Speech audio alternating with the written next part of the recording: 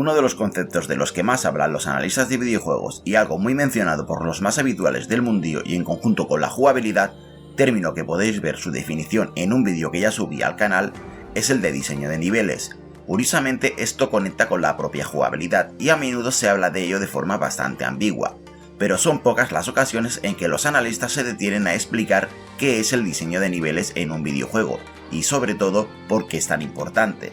Durante este reportaje vamos a sumergirnos en los conceptos básicos del diseño de niveles en los videojuegos y vamos a intentar explicar cuál es su función y por qué son tan relevantes a la hora de valorar un videojuego.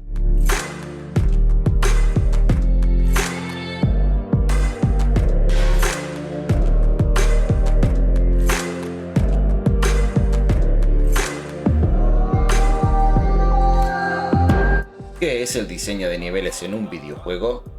Antes de responder a esta pregunta, cabe la pena señalar ciertos aspectos importantes en la creación de un videojuego. Llegados a este punto, dejadme deciros que a su debido tiempo prepararé un vídeo hablando precisamente de esto. Por lo tanto, durante este reportaje, solamente vamos a repasar algunos aspectos importantes sobre la creación y la recreación de este séptimo arte. El diseño de niveles es un concepto primigenio en la creación de videojuegos, pero antes siquiera de que un desarrollador se plantee cómo debe ser el diseño de niveles para su videojuego, lo primero que debe saber es de qué género es el juego que está desarrollando, qué mecánicas estarán disponibles para el jugador y en general adelantarse a posibles acontecimientos inesperados, lo que lo conducirá a preguntarse si su videojuego posee jugabilidad emergente. Para los que se estén preguntando qué es esto, la jugabilidad emergente es básicamente la capacidad que tiene el videojuego para dar libertad al jugador en la improvisación de lo que puede hacer o no. Un buen ejemplo de esto que digo es el título The Legend of Zelda Breath of the Wild, donde prácticamente podemos hacer o enfrentar cualquier situación que nos encontramos a lo largo de la aventura utilizando la imaginación. ¿No os habéis fijado en un detalle en particular? Este juego prácticamente se vio obligado a plantearse como un sandbox, porque esa jugabilidad emergente lo requería y porque a causa de ello el jugador podría romper el diseño de niveles y claro, los open world lo simplifican todo. Por lo tanto, una vez el desarrollador tiene todas estas cuestiones sobre la mesa, toca pensar en el diseño de niveles. Los videojuegos en su etapa más temprana de su desarrollo son como un castillo de naipes, que a la más mínima fisura se vienen abajo. Es por ello que en ocasiones nos encontramos juegos rotos donde los bugs o los glitches muestran las costuras, donde el código fuente muestra las carencias y, como suele decirse, una cadena es tan fuerte como su eslabón más débil. Por lo tanto, si el diseño de niveles falla en algún punto, todo el proyecto se viene abajo. Ese es el motivo por el que muchos estudios, en aras de expansión del mercado y en una generación donde todo puede llevarse a un nuevo nivel en el sentido figurado, en lugar de ver juegos basados en grandes diseños de niveles, hemos visto cómo ha proliferado los juegos de mundo abierto. Es mucho más sencillo poner barreras jugables al jugador y darle un gran patio de recreo vacío que proponerle experimentar en una habitación llena de rompecabezas donde además podamos hacer prácticamente cualquier cosa. Es simple simplificación. Los proyectos poseen un tiempo límite para su desarrollo, y las grandes corporaciones prefieren invertir ese tiempo y dinero en algo sencillo, práctico y que saben que mayoritariamente funciona, en lugar de complicarse la vida. Sin embargo, este modelo de negocio no funciona con todos los jugadores. Muchos de ellos, entre los que me incluyo, acaban por aburrirse de sobremanera de los mundos abiertos, porque al fin y al cabo no deja de ser un espejismo en un mundo de limitaciones, en lugar de un taller lleno de herramientas con las que jugar. Vamos a buscar algunos ejemplos para agilizar un poco la cosa y que podamos entrar en materia en cuanto a diseño de niveles se refiere. Para ello me gustaría utilizar a una de las franquicias más emblemáticas y viejas del mundo de los videojuegos, así que te elijo a ti, Doom, el viejo Doom de id Software, en el que John Carmack experimentaba con las nuevas tecnologías. El padre de los shooters, con permiso de Wolfenstein, es perfecto para entender lo más básico del diseño de niveles. Doom fue creado durante los años en que la tecnología empezaba a permitir diseños de niveles verticales. Para ponernos en contexto, Wolfenstein fue un shooter lineal sin altura. Todo él estaba compuesto por pasillos que se comunicaban entre sí, donde la acción transcurría en línea recta. Con Doom, id Software empezó a juguetear con la idea de las 3D, sin llegar a mostrar modelados con esta tecnología. Todos sabemos a estas alturas que Doom estaba compuesto por sprites, pero lo que de verdad resultó ser una revolución fue el diseño de niveles verticales, lo que le permitió al estudio implementar por primera vez zonas con diferentes alturas. Esto permitía llevar el diseño de niveles al siguiente escalón. Doom entendía muy bien sus mecánicas, en parte por las limitaciones de la época, por lo tanto el gameplay estaba centrado en disparar a los enemigos al tiempo que esquivábamos el ataque de los mismos. Para ello, id Software ideó un diseño de niveles limitado por zonas a las que solamente podíamos acceder a través de llaves. Como resultado, el título ofrecía combates controlados a través de pasillos y habitaciones lineales. De antemano, el estudio desarrolló diferentes enemigos que buscaban dinamismo en el combate. Mientras que unos tenían una ofensiva lenta desde cualquier distancia, otros atacaban de cerca y a su vez un tercero buscaba el combate a melee. Hemos puesto solo 3 ejemplos, pero Doom contaba con muchos enemigos diferentes. La cuestión es que el equipo, después de desarrollar a los enemigos y de establecer las normas de su propio juego, debía construir un escenario que encajase con todo eso. Y ahí entra el diseño de niveles, y el por qué deben estar bien diseñados. Por decirlo de algún modo, no puedes soltar todos los enemigos de Doom en un mapa procedural y esperar que funcione. Seguramente de hacer eso, la mayoría de jugadores acabarían atascados en alguna zona prácticamente imposible de superar por su dificultad, mientras que en otras llegaría a ser demasiado fácil dado que estarían muy vacías. ¿Veis a qué me refiero? Por eso he querido empezar por el primer Doom.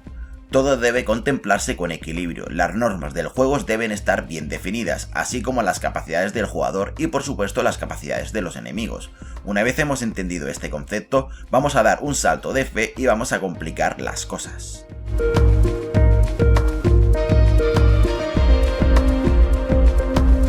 Para el siguiente juego elijo a Super Mario 64. Si elijo a este juego es por ser también uno de los primigenios de dentro de su género, pero además fue pionero en la recreación de mundos 3D. Sí, ya existían otros juegos desarrollados con esta tecnología, pero Super Mario 64 supuso un salto cualitativo muy grande, y con los años asentarían las bases en las que se fijarían el resto de estudios. ¿Y qué le hace tan especial?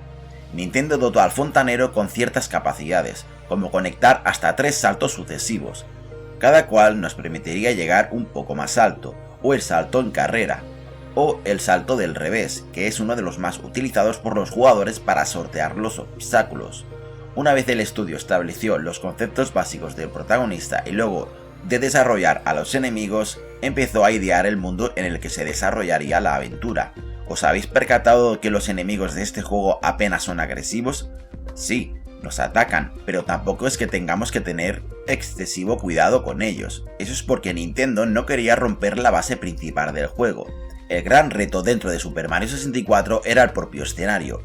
Esto pasaba por construir las plataformas lo más ajustadas posibles, intentando no dejar nada al azar, donde las capacidades de Mario no le permitieran romper las barreras ficticias de su mundo 3D, y a su vez ningún salto fuera inalcanzable.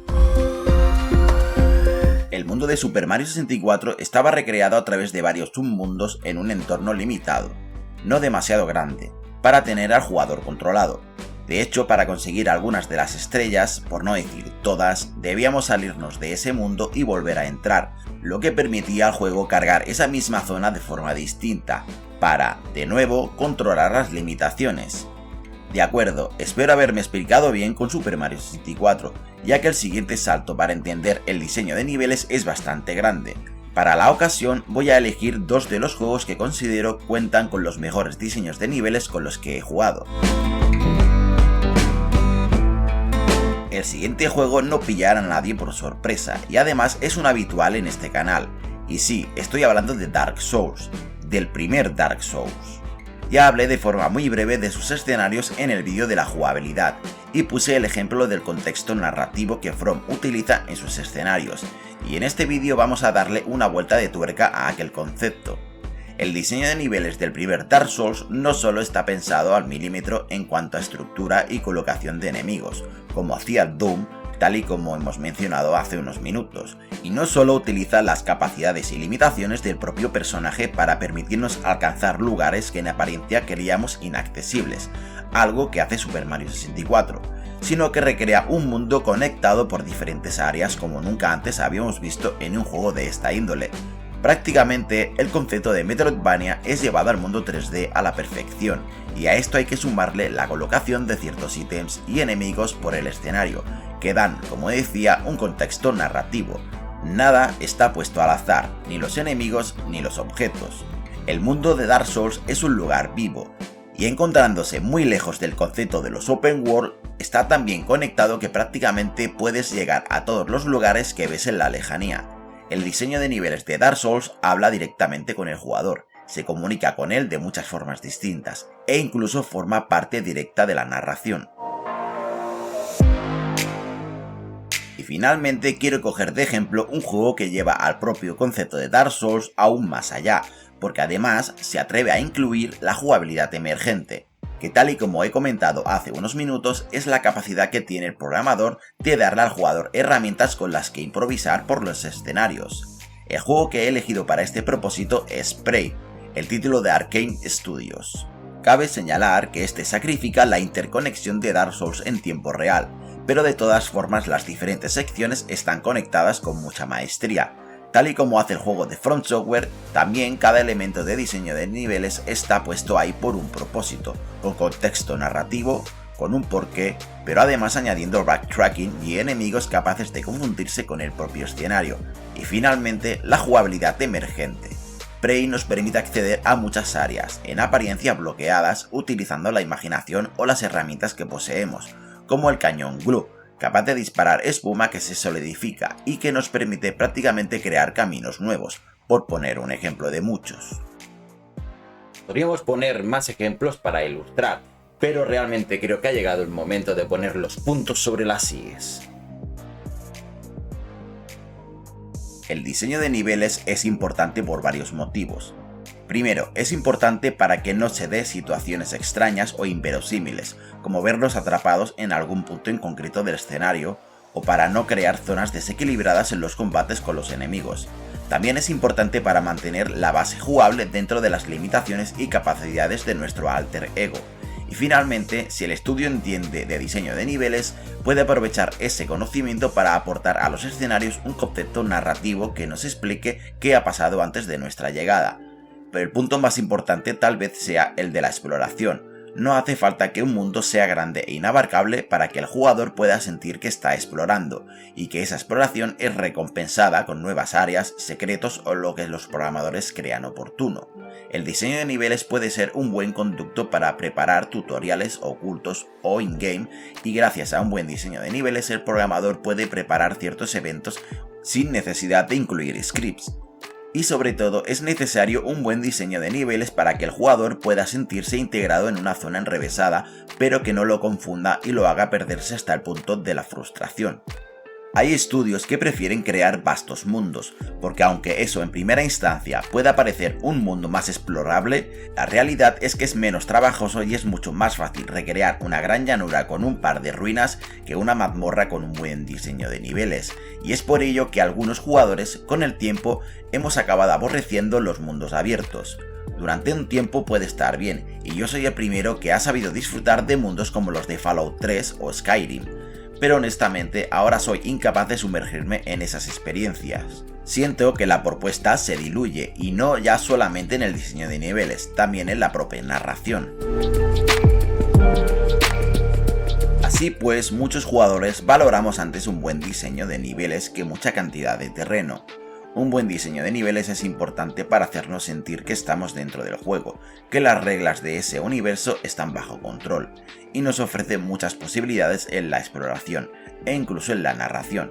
Y por todo esto, y mucho más, es tan importante. A mí, dadme un buen diseño de niveles. Ahora sí hemos llegado al final de este vídeo, que conecta directamente con el de la jugabilidad. Supongo que ese tipo de vídeos acabarán por convertirse en una serie, espero pues se vaya diseminando un poco lo que es en general lo que es el videojuego, ¿no? El concepto del videojuego.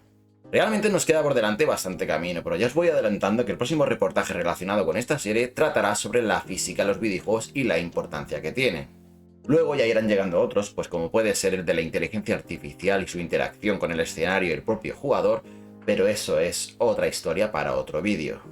Recordaros que tenéis abajo en la descripción mi Twitter, ¿vale? Donde informo cada día que subo un vídeo nuevo, porque ahora mismo no tengo a la comunidad todavía activa, así que es la única forma que tengo de comunicarme directamente con vosotros. Si lo deseáis, también en el banner podéis encontrar un enlace a un Discord que hemos abierto para una nueva comunidad.